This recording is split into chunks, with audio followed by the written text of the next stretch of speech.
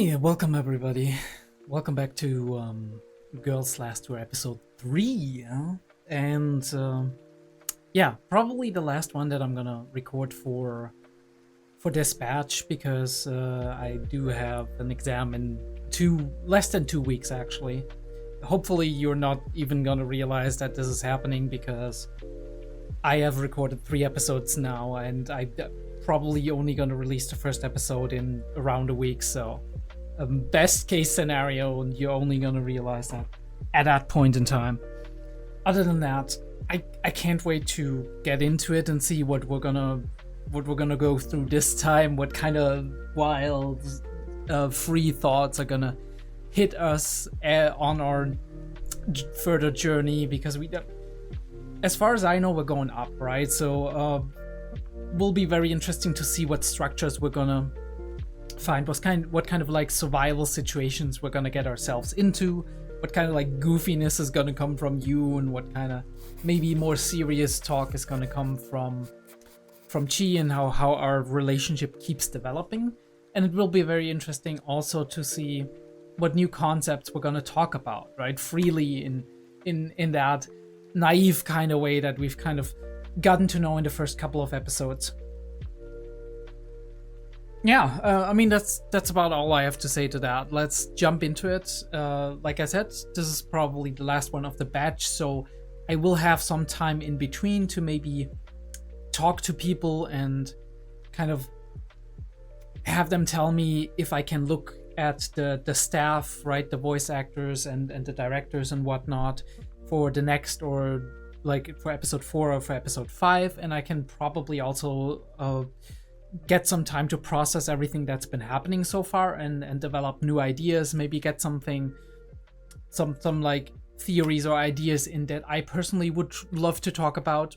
We'll see about that, but let's jump into it.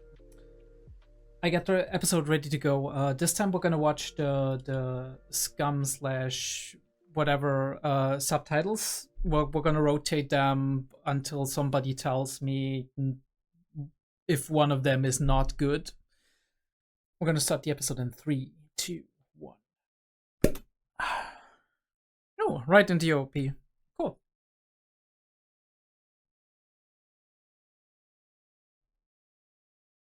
Still getting like heavier meal vibes from that one. Very interesting how this is kind of like framed as a learning experience as well, right? I'm sure we're gonna learn the things we want to learn. It's also very cool how we have like all of these landscapes, which are kind of like cityscapes, which are very gray. And in contrast to this, a lot of our concepts and designs, which are related to UNG, are bright. Holy shit, we're getting into this with like a super heavy topic.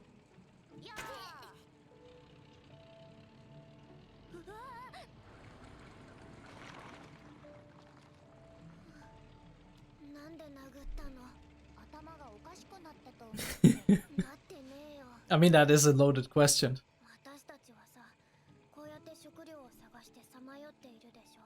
Okay, where are you going with this? What's the sense of, right? What's the purpose of life? But what are we looking for? Holy shit, what the...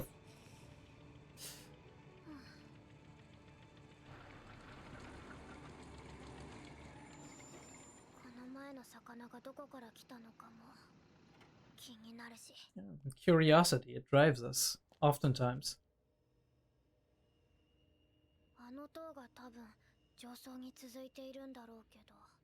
Mm-hmm.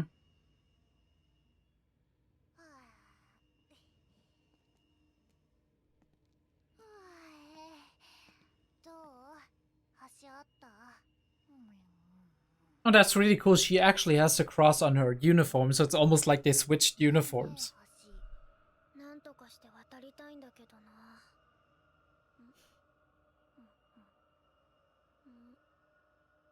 What's that smoking there?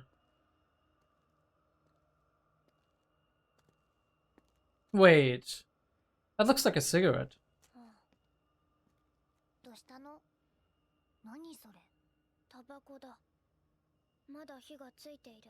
Somebody's been here.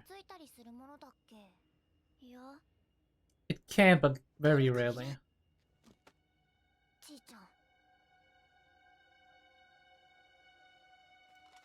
Ooh. Look at that switch of perspective that we just had.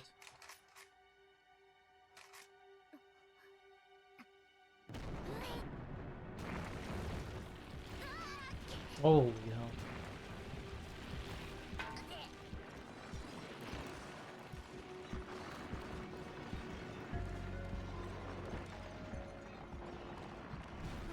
Wait, we have a bridge now.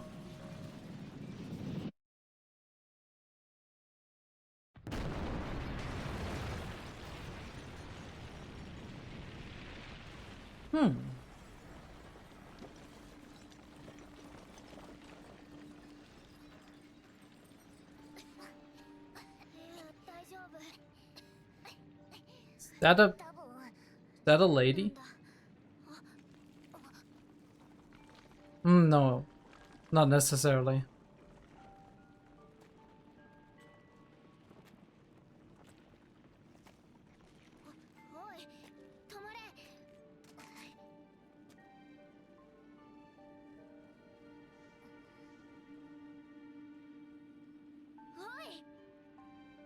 That's okay.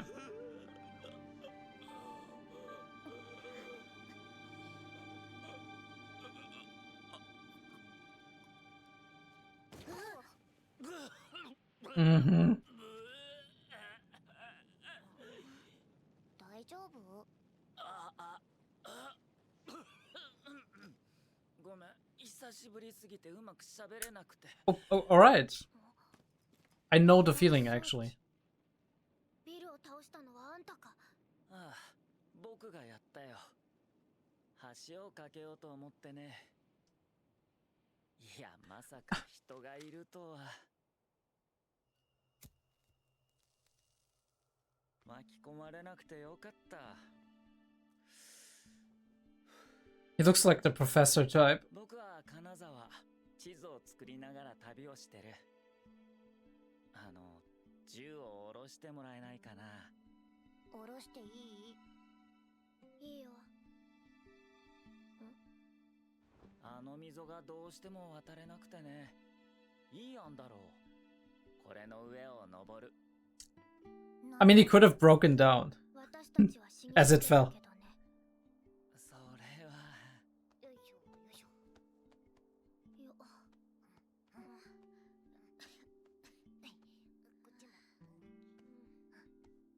あれは君たちの車か？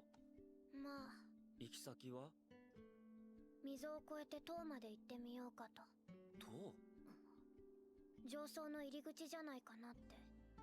あ、それなら少し頼みを聞いてほしいんだが。頼み？ It's very interesting how untrusting she is for somebody who's normally so nonchalant about everything. 乗せるのはいいけどさ、橋も作ってもらったし。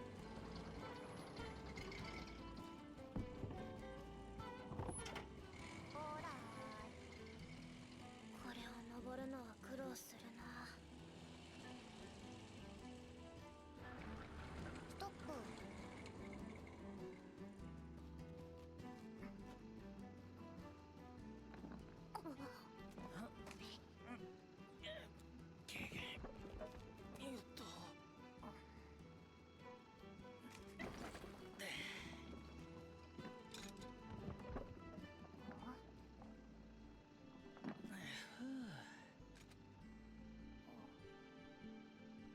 Hmm.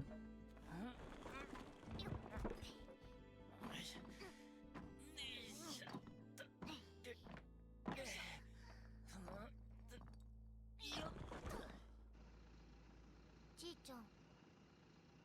どうかな。なんとか登れるけど。一応これでも登りやすいようには壊したんだけどね。かなりきつい。よっこら。こいつ傷がなければもっと楽に登れるんだけど。こんなの初めて見たよ。金沢の車両はバイクがあったんだけど。Okay. Broke down. 壊れた。それで乗せてほしいって。上層の入り口まででいいんだ。そこから先はなんとかするよ。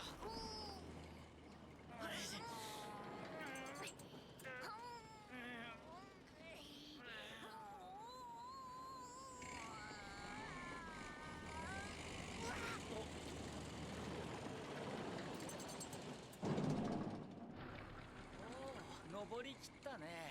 疲れた。久しぶりに汗を流すと生きてるって感じがするね。生きてる。じいちゃんがさっき生きてるかどうかわからないとか言うからさ。そんなことは言ってない。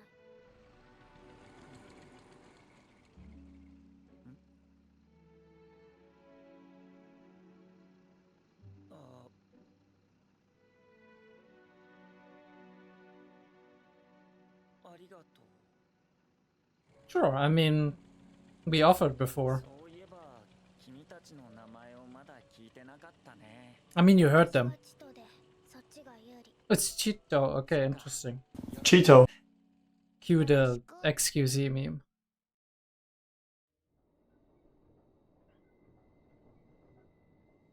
本当にあったね。この辺じゃ最後の一箇所のはずだよ。立派な給油設備だ。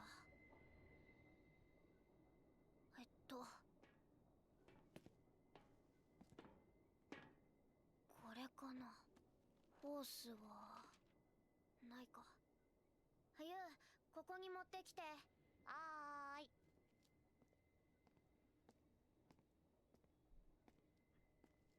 That gun is pretty close to him. この辺？よし、いいよ。You see, I don't trust the meat for some reason.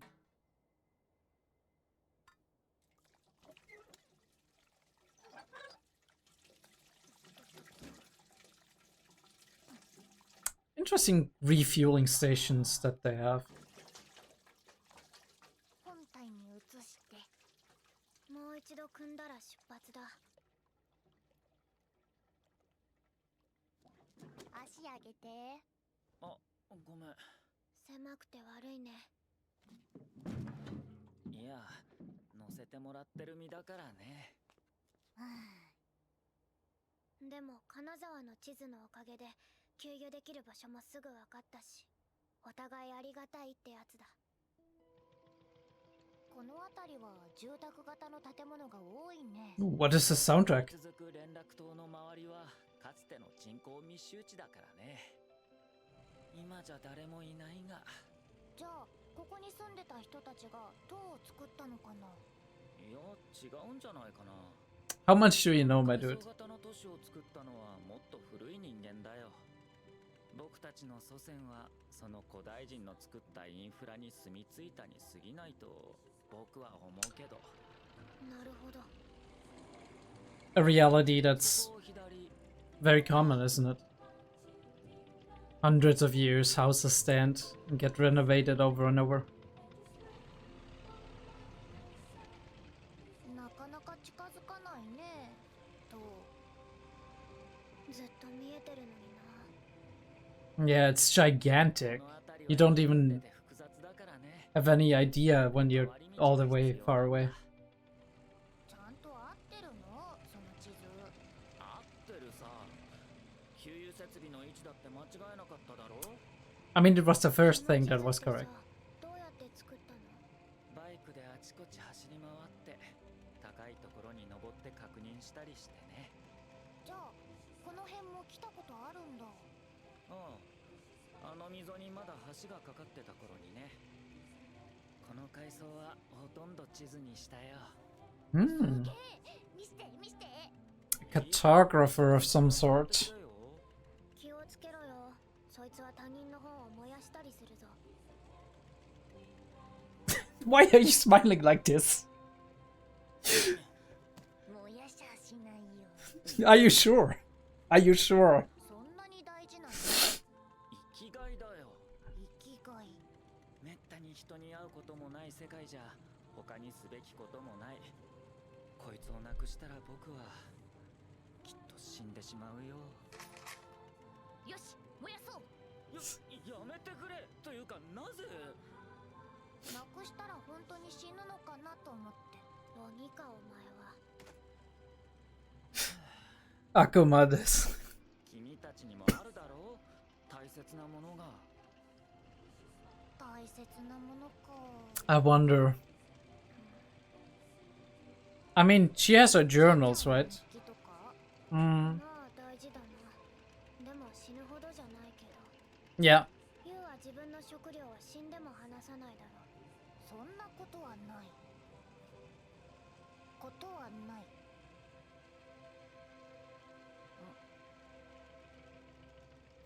ないって。あ、そこを右に。了解。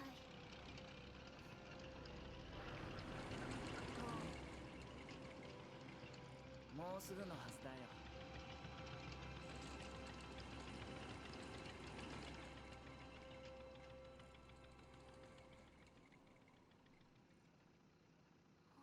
Like a giant staircase.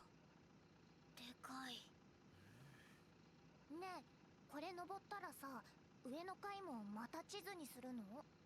Are you? なんか金沢嬉しそうだね。生き生きしてる。そうかな。本来の昇降機は塔内部に組み込まれていると言われるが、どうやって動かすのか誰にもわからなかったらしい。代わりにこいつを作ったというわけさ。それもおそらく100年以上前のことらしいけどね。So old. 大丈夫、動きそうだ。It's very interesting. So all of this like giant impressive technological stuff is actually built by a civilization that wasn't even ours. 大丈夫でしょう。楽観的なんだね。こいつは楽観の行き過ぎでネジが飛んでる。Why is this a compliment for you? This shouldn't be a compliment for you. I mean, I know.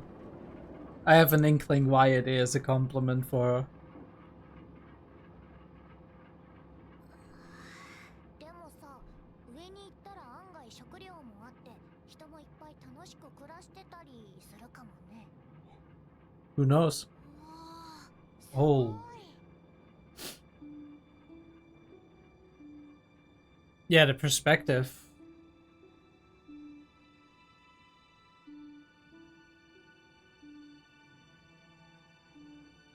So much city, you can't even fathom the scale.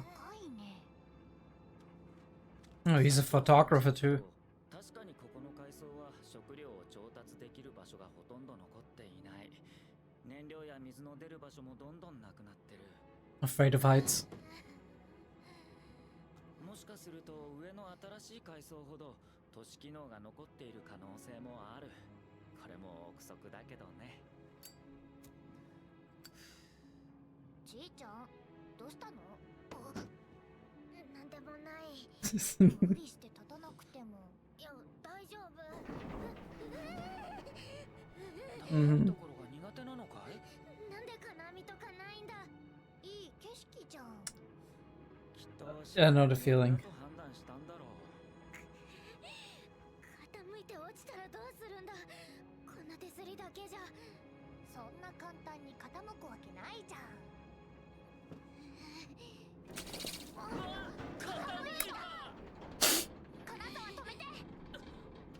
Stop.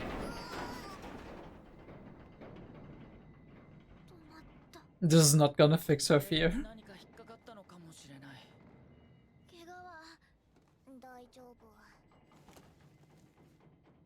Oh, get it, get it, get it, get it.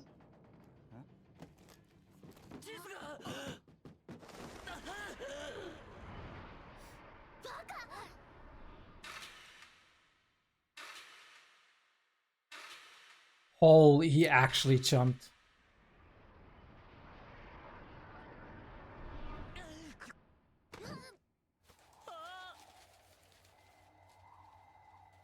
Oh, that's gotta hurt.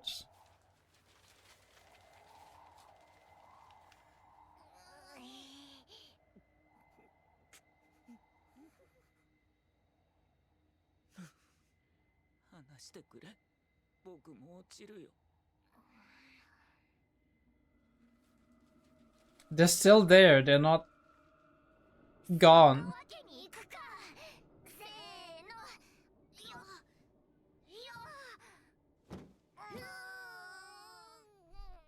You can go down and pick them up.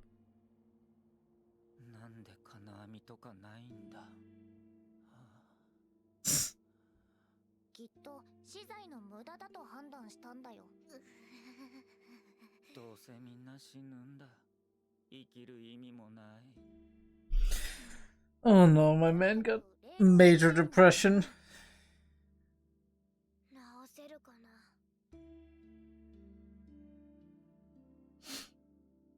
I mean, I know we got the problem that we're stuck, but... あのままずっと動かなかったらどうしようかと思ったよ。 Oh, we did get it to work. まだ落ち込んでる。ねえ、金沢。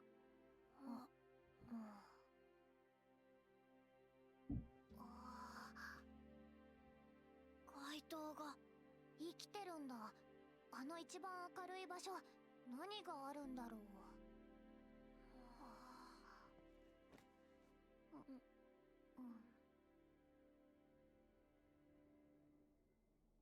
金沢、これあげる。フルーツ味。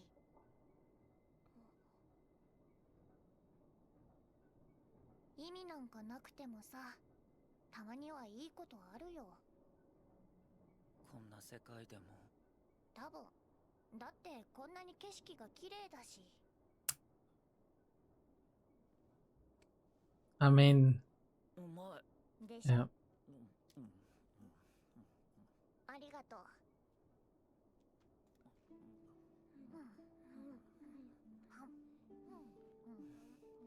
It was very nice of her, honestly. そうだ。食料を分けてもらったお礼というか、写真機だよ。カメラってやつ。そうとも言うね。まあ好きに使ってくれ。ありがとう。 He's giving it to them. Holy shit. どこへ行くの？北に向かおうと思うんだ。そっか。また地図でも作るよ。また会えたりしないかな。どうだろう。 Maybe. さあ、私たちも行こうか。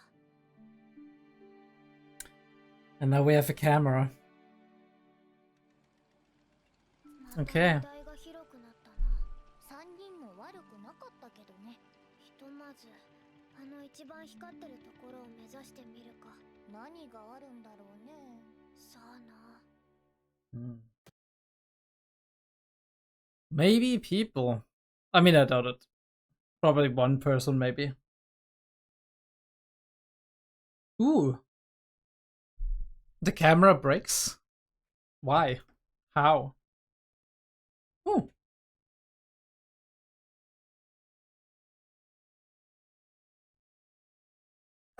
Okay. Okay, cool, cool, cool. Interesting. Let's... I think I don't have that over here. Why the hell did I close that?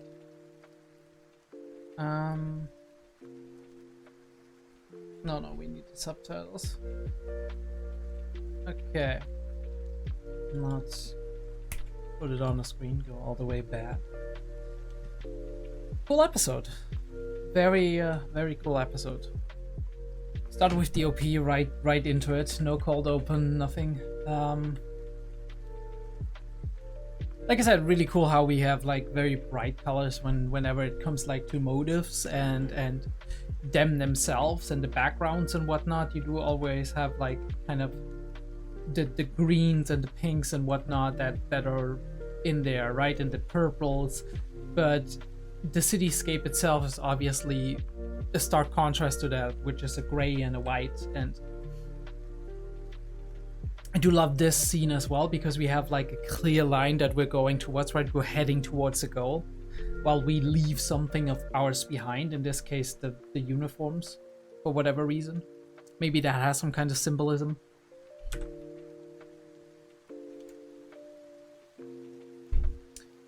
Yeah, so today is all about why are we living? what's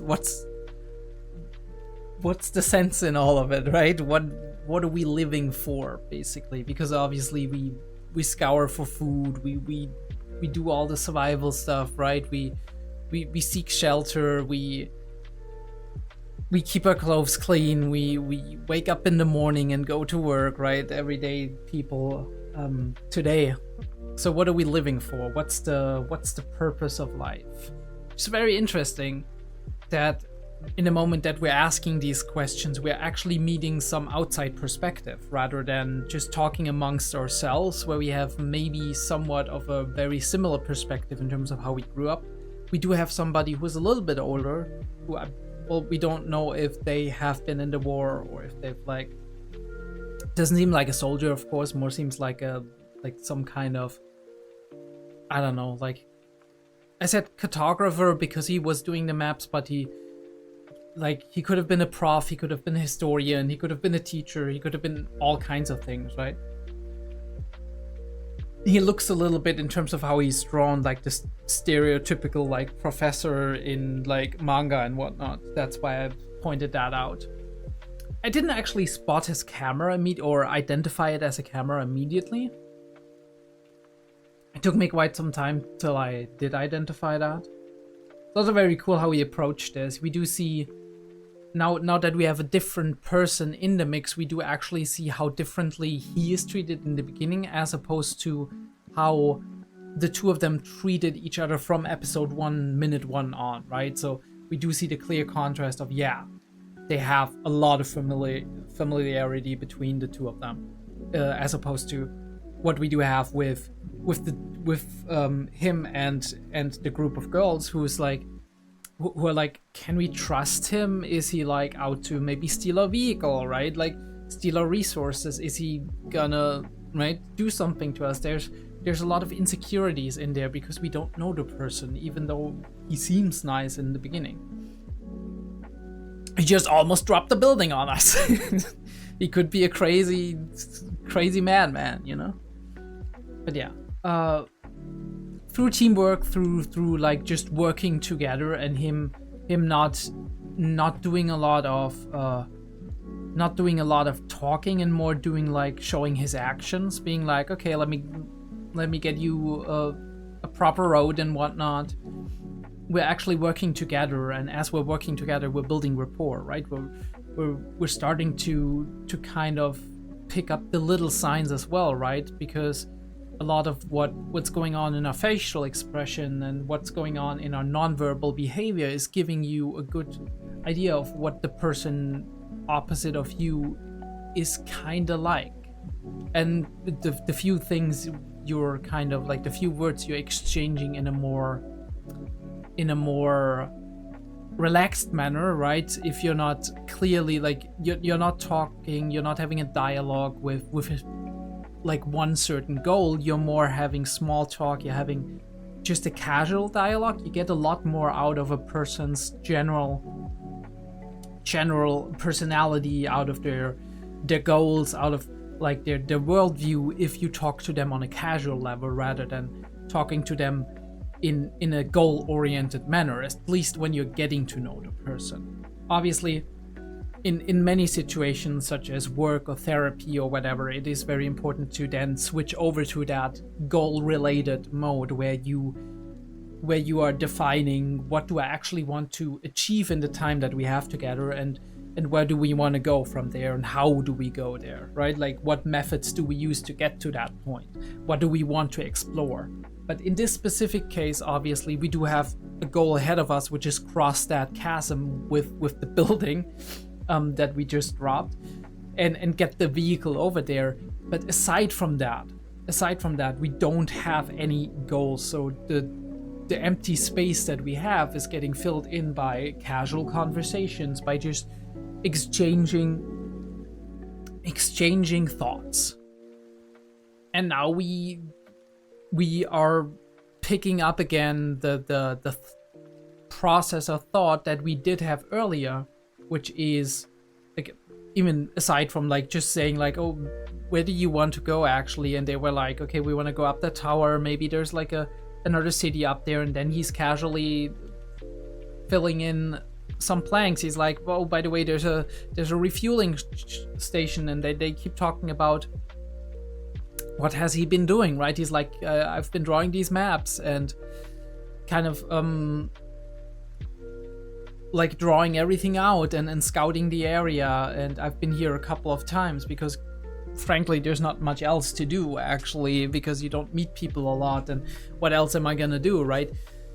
And this is what we're looking for oftentimes as human beings. We're looking for something to kind of keep us busy and occupy us, but also something that lets us express ourselves, right? Something that lets us develop in a certain manner, because as human beings, and I think like not just human beings, a lot of animals are built this way as well. You do have that, like beyond the standard desires, which is desire for like proper nutrition and survival, right? Desire for social relationships, right? Close relationships and intimacy, and a desire for security, which also exists. All of these base desires, but above them is actually this curiosity, right? That desire to self-actualize, to improve as a person, to acquire new skills, to seek new knowledge, all of that human curiosity. And this is what he's fueling in there, right? He's expressing himself by drawing the maps. He's exploring the area, right? And like kind of fulfilling that desire that he has, this curiosity that he has to fill his head with knowledge about the area in this specific case, right? If he found a lot of books in the beginning, he would be somebody who's looking for libraries, old libraries that he can find books in or whatever. She, for example, has that ambition, I think. I mean, she hasn't voiced it, but she's writing down a journal, and she's been collecting books and whatnot. So there's that. And for you, I don't know. I mean, we talked about her liking food a lot, but beyond that, maybe a little bit of a fire devil, right? You know, setting things on fire, or just like, I guess, this like basic impulse to destroy, which, right, destruction is the opposite of creation, which is always like human beings do like to create. Creativity is one of our core abilities, a core like characteristics, and then we obviously, well, it's not exactly the opposite, but because with this, when we're destroying something, we're also automatically kind of engaging in some kind of creation as well, right? We are kind of just changing the order of things, right? If you understand what I'm trying to say here, right? It's something fascinating to just, I don't know, drop a stone into a pond, so to speak, and see where the ripples go. So I guess this might be one of Yu's choice in life here. One of the things that's really fun for her, basically. But yeah, really cool stuff. It's insane how we, first of all, amazing shot, really cool shot from down below into the sky, basically, and we have like the fisheye of like the cityscape around us, because obviously these are the buildings we're going past, not they're not above us, they're to the sides of us, like a street camera kind of deal. And yeah, again, all of these city structures, and he's explaining kind of how, interestingly enough, there seems to have been like another civilization that made that. So I want to actually look that up if I did understand that correctly. That would be really cool to know. Somewhere, yeah, full subtitles. I think our ancestors just came here to live in the infrastructure. Okay. Here we go.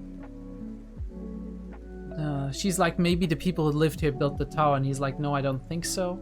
I think the people who made the levels of the city were humans from much longer ago. So somebody built the base structure, right? Like all of these levels of the city and higher with the towers and whatnot. And our ancestors just came to live in the infrastructure. So either there was another civilization back then and we found the ruins of that and just inhabited it, or it's the same civilization, but it's so long ago that we don't remember, right? And we don't have enough books or other modes to transcribe the past to actually know where this came from. Which is really cool and interesting as a concept, where you're like, okay, our generation knows nothing, but even like our parents or our grandparents didn't know shit because they just found this and they like inhabited it and kind of picked it up and built their own stuff inside of it because they were like, okay, we gotta get this going. Right? With the elevator, where he's like, I know that people try to actually get inside the elevator on the inside, which was supposed to be the thing, but they didn't get it to work, so they just built their own kind of construction elevator onto it so they can get up there. So I do wonder how they initially got up there, if they just like hiked up there like a rock climbing, or if like there was this like kind of almost staircase like thing that was going around. Maybe they just used that. Oh, really cool how we do have like the pitch black darkness and this very, very small ray of light basically in the middle where the city opens up to the sky basically. And we're making our way through like some kind of like highway system almost. And as we go along, really cool how we're moving past the pillars. That kind of puts everything in perspective. We're still kind of fisheye with like the roundish shape of the screen, and at the same time we do have this giant pillar right up there looming in the sky that is getting bigger and bigger as we make our way towards it, and only when you get closer to it where you're really starting to grasp the sheer shape, the extent to which, like the size of the thing, right? So this is always something that's really awe-inspiring to me. If you do see giant like unfathomable scales of construction. I mean, things like these exist in the real world as well, right? Like in our world, in the actual world. And it's always impressive to see them and to think about the fact that somebody built them, right? Somebody planned that out, somebody and somebody else, right? A lot of somebody else's did put all of that together. Soundly and structurally well done, right? To stand the test of time. I mean, this tower and all of the other towers that are spread across the plain there, they hold up an entire city. And the insane thing is, this is not something that is out of this world, right? This is not something where you're like, yeah, we're gonna have something like that in 200, 300 years, maybe. No. This is not inconceivable by modern standards. At the same time, of course, like huge, giant buildings like this, I know there's like some kind of like giant wall project planned in like, what was that, like the Middle East somewhere, or in Africa or something, like a giant wall kind of thing. I did hear some opinions on people who were like, this might kind of have an impact on ecology, right? An impact on Earth rotation, environment, whatever, right? Like it might not even stand because it's like it's such a scale that it could be problematic for the structure itself. So, but I don't doubt that it can be done, right? Right. We talk about that. When we talk about the maps, she's like, be careful, she burns other people's books. And then we have the scene, it's like she's like, almost like she just got a compliment or something. She's so amused by it. She's like, I won't burn it. I won't, I swear. Like almost like a child who's like, you don't know if the child is lying or not. It's what I live for. Very curious, very interesting, because we just put out the theory, right? We live for certain things, and I guess if I lost it, I would die, right? Or I would want to die. And yeah, for a couple of moments later on, we do have that moment, but he carries on because we find a way to move on, right? We find a way to process that. A normal, healthy human being does that. Now, obviously, everybody is sometimes gonna reach a breaking point, right? You're gonna reach a point where you're like, I don't know if I can keep going. Too much stress, too overwhelmed, too much pain, too much just like, right? Being aimless, not knowing what you're actually living for day by day. That can be a thing, and it can be really hard on you. But one of the very interesting things about humans for me is that we always kind of find something, right? We're not quick to give up. I mean, obviously there's people who are more prone to it, right? But even they don't want to necessarily give up, right? There is this desire in us to live on, to experience new things, right? To gather more knowledge, to self-actualize more, to reach our potential. And if one door closes to us, oftentimes we will find another door to step through. Even if it takes us some time, even if these things that we lose, that we kind of hang on to, be that objects or be that like products of our labor, if that weighs heavy on us, we do find a way oftentimes to move on. And I really like that, because we have the theory, we pose the question, we actually put it into action, and then like the experiment, and we look if it happens the way he thinks it would happen, and it doesn't. Because he is confronted with the fact that now I'll have to deal with that situation. And oftentimes our expectation of how we are actually gonna feel and what we're gonna do and what it is limited by our perspective that we have in that moment. And that perspective does not take into account everything that's going on in our heads and in the situation in general. Now, the factor that is very, very prominent in this is, I think in his hypothesis, he actually left out the presence of these two. Because the two of them are kind of something that made it a lot easier for him to actually start processing it without falling into absolute despair, because they were moving on, they kept, right? They repaired the thing, so they got up, right? I'd assume that, right? At least because he was actually absolutely done for a couple of hours. Maybe he helped, and maybe that helped as well, right? Them putting him into action, right? Calling him into action, being like, come on, give us a hand here. We need to figure this out. Otherwise, we're going to be stuck here. And that helped him to be like, yeah, I might not like necessarily care what happens to me right now because I'm absolutely in the dumps, but I do care what happens to them, right? And if they keep being stuck here, that is kind of shitty. So let me help them. And that actually helps me to find that time to think about these things, which is very cool and very interesting. But which also brings me to kind of the point, which is expectations do a lot, right? I'm going into a situation with a certain expectation. It's going to change the way I process things.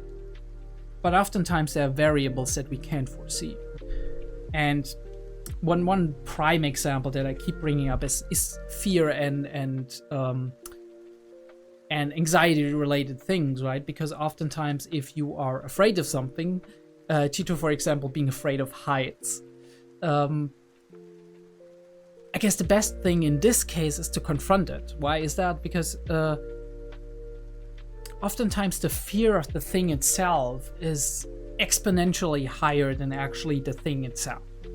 You do have a certain amount of physical activation, but if you manage to not flee the situation, right? If you manage to not actively avoid the situation and you stay in it, and you realize that after a certain point of fear and excitement and panic and whatnot, it's not gonna go higher than that. And at some point it's just gonna, like, because you don't have the energy, it's gonna go down slow. That is when you realize it's not that bad. It's not as bad as I made it out to be. Maybe it is bad, right? I mean, fear is there for a reason, right? It warns us of danger, right? It warns us of, like, loss of life, pain, whatever, right?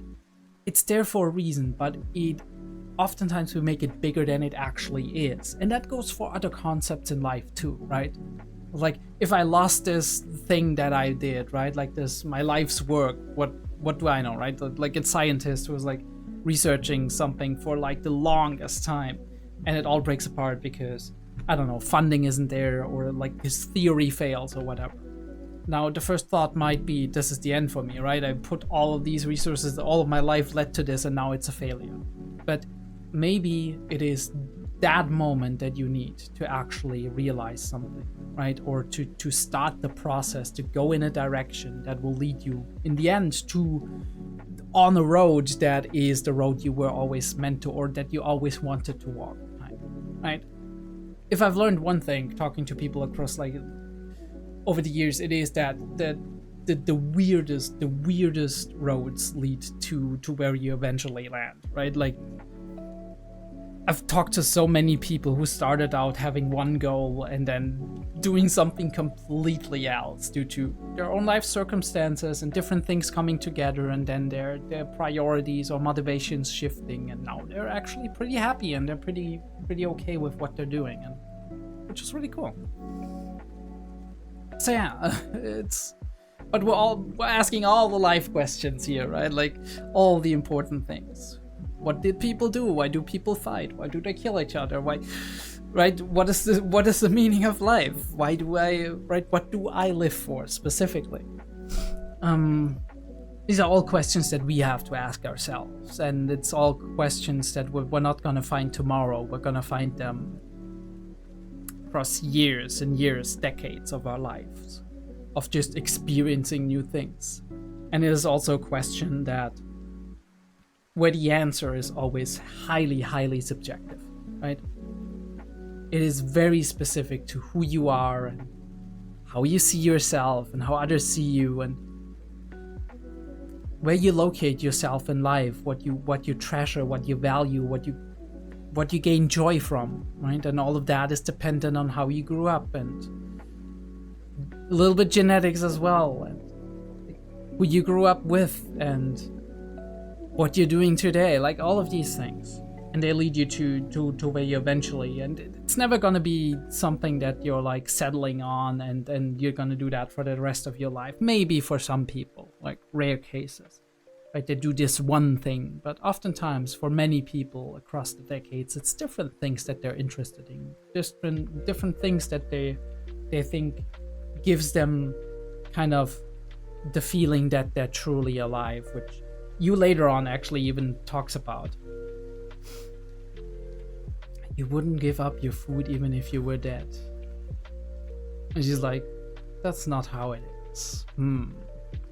But maybe sometimes also each other, right? Like, that's the interesting thing. And I mentioned that earlier, was like those two being in a situation with him actually kind of probably helped him, right?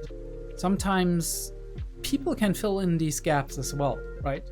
I truly believe we don't live for a single person, but I think we can actually find people that we treasure dearly, and people that we're really deeply connected with, and that we can in part live for those people as well. Obviously, when it becomes so much that all of our life is directed at them and we are self-sacrificial, right? We're not paying attention to ourselves. That's not, I don't think that's a healthy way to live with that. But I think like them taking up a big part of your life, that is a great thing. And then the other parts of your life you can actually fill up with other things that you find interesting and fascinating and curious, and that bring you joy. And then you sorry about that. And then you can actually get it, right? Achieve somewhat of a complete life, a life that you do feel is satisfying and has variety and fun and right, difficulties too, right, and stress as well. But it's easier to process that if you have people and that live through these situations with you, and if you have situations or have activities and hobbies and just like interests that you can carry with you along the way. Very interesting tone shift that we have here from like the blue sky, like meaning of life kind of deal, to ancient civilization structure, evening sun kind of deal, right, with the brown colors and the rust. Explaining a little bit something about the world. We continuously kind of build the world up. I think it's really cool, by the way, that that we are building on the character of you, for example, as well, right? That we are like showing that she cares actually more now. At least we see she cares more. But we still joke about like, it's like she's gotta have a screw loose, the way she's always optimistic like that, and she's just smiling at that. So it's like, but people take pride in the strangest things, right? Because like I've met so many people who have like taken pride in being weird and different and whatnot, right? Where it's like maybe even to the point of like being edgy or something, and you're like, that's not something you should maybe be proud of. But I guess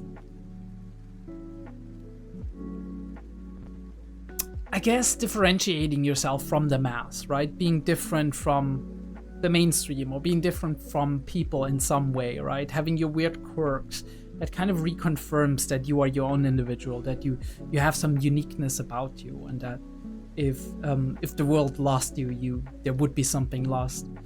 I mean, it's a lot connected to our life's value as well, where we do try to find things to kind of leave behind, right? To almost like a legacy in a way, right? To build upon something and have something that we can look back to and be like, okay, I spent my life doing this and that and whatnot, and I can be proud of a lot of things. But we can be equally proud of like just our characteristics, of like just being a little bit different and having that impression on other people as well. I think for her it's like almost this like really childlike curiosity of what happens if I throw that page into the fire, right? Like it's like, how do people react? What like she said earlier, she was like, now I really want to throw it in because I want to see if you actually die if it happens, right? Like, on the one hand, you're like, oh, okay, hold on. That's kind of really cruel. But on the other, like, right, non-empathetic. But on the other hand, you're like, you understand it in a way. Because there's like some humanity to that. But yeah, we see more and more facets of them. Right? I love these shots. It's really cool how we change the perspective to almost be like that's a tilted angle, right? It's like Dutch angle style. So it's very unnerving, and it kind of symbolizes what Cheeto is experiencing here, where she's like, oh no, what if it's gonna tilt? And everybody who has had or still has problems with heights a little bit knows that, right? Because there's like different variations of that, but the most common variation I would say is probably that you're looking down something, and if you're not like super panicky but also not super comfortable with it, your reaction to great heights will be, oh, I feel a little bit queasy. Why is there not more like cover that will catch me in case I just randomly start falling over, which is not gonna happen, but it's like this like almost irrational fear that's pouring itself into your mind. So you're like, there's only a small railing. Why is there no net or like right, mesh or whatever that's covering this? I want this to be impossible to actually fall out of there. What if it starts tilting? And then everybody's like, it's not gonna start tilting. The bad thing here is that it actually did start tilting. So it's like, oh, you're exactly confirming the worst fears of somebody who is like afraid of heights when suddenly the elevator starts to tilt or just like have some issues or whatever. She held herself pretty well though, right? So as soon as she actually saw that he was, like, as she saw that he was, or as they saw that he was jumping after the maps, they were like, holy shit, we need to throw ourselves there. And there's all the fear is gone because this is like an emergency situation, and it's like the amount they care about another human being overrides that immediately in that adrenaline rush that you have. But yeah, beautiful. A beautiful, beautiful view. And when on the next level, I do wonder what right, there's street lights everywhere. Are there people around, right? What is the big light? Is that some kind of HQ, or is there like some generator plant or something? I don't know.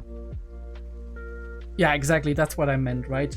More you characterization, because it's not she who is doing the main thing here with like the cheering up. She's like, you want this, right? Her like one of her main joys is food. So what does she do to try and cheer somebody up? Share her food. And you do have that, all of that emotionality also in her, like in her eyes. And she picks back up what we talked about, which was directly related to what happened right now. You don't need a reason, right? She's like, you can live for moments like these. Because even if shit goes down and you lose stuff that you've spent a lot of time on. First of all, my argument was you can still go down there at some point and pick them back up, right? They're not lost. And maybe some people find them and they save their lives, which is insane, right? And great. But she's also like, look at the beauty of this moment, right? Because she can share that perspective of her own, because we had these moments in the last couple of episodes over and over where we had beautiful moments, breathtaking views, right? A day so beautiful, so clear and full of sunshine, right? That we just chilled out with the beautiful cold water that we went through. We did our laundry, we talked about life, right?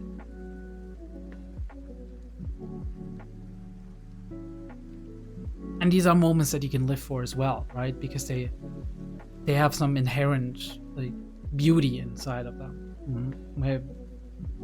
At least we all can kind of, or most of us can relate to that. Just experiencing a beautiful moment in nature, or even here, right, in a cityscape, looking at something of massive, impressive scale, something pretty and beautiful. The street lights in the dark, shimmering, showing kind of the last hints of civilization, right? Which is kind of a beacon of hope almost. We share that food and we share the moment. We give gifts and part ways, but maybe we'll see each other again one day, right? This is how it goes. And we zoom in on the camera. Our backs open again. Wasn't bad having 3 people. And we're heading on the journey, because this is their way of life, right? We travel day by day, and every day there's something new, something interesting, something to write in your journal about. Really cool. Really, I like this because there's a lot of like life philosophy in this. Maybe not a lot of like psychology as deeply, right? Like, because we are looking at these questions more on a metaphysical level as well, but obviously there's a lot of psychology to go into that as well, right? Why do we ask ourselves these questions? What is human desire? What's like, right? Self-actualization is a big part of especially like humanistic theories of psychology and psychotherapy, right? Carl Rogers is a big person there.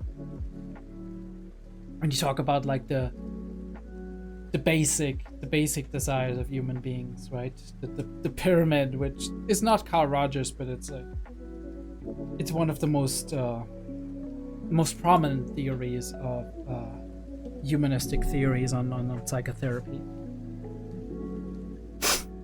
This approach that we just want to keep developing, right? Once the base desires are fulfilled, it's very interesting how we see seeping through these like higher order desires, because we have, at the moment at least, provided ourselves with food, or we can't really, right? It's not really necessary for us to keep searching for food right now because we still have enough, right? We do set that into intervals. Safety is not that big a problem right now, even though we still need to be aware around us, all of that, right? And we do have the human connection, or maybe we don't have it at all. In the case of our compatriot here, who was started drawing maps, because like that component of like human connection, intimacy, whatever, it wasn't fulfilled, but it was also not fulfillable, right? Like there was this, like, I know I can't work on that as long as I don't meet other people. Now, obviously, we have the context where he meets other people, and suddenly maybe the desire to socialize is higher than the desire to keep drawing maps and not talk to the girls, right? That's the point here. So it's not a strict hierarchy. It's more of a hierarchy of if the lower desires are, or the like, if they are not fulfilled at all, then we can think of the higher ones. But there is a balance here, and it's an ebb and flow. So very cool, very interesting. Yeah, I can't wait for episode 4. Maybe, hopefully, we can look into some like voice actors and other stuff. Maybe, we don't know, right? We'll see. We'll see. That being said, if you like this video and others, go check out my playlist. There's a couple of things that might interest you. A couple of series that I've been watching, with like all the way from the first one, which is Frieren, and over Maiden Abyss or Arcane recently. Go check that out. Like, subscribe, and stay tuned. I'll see you next time.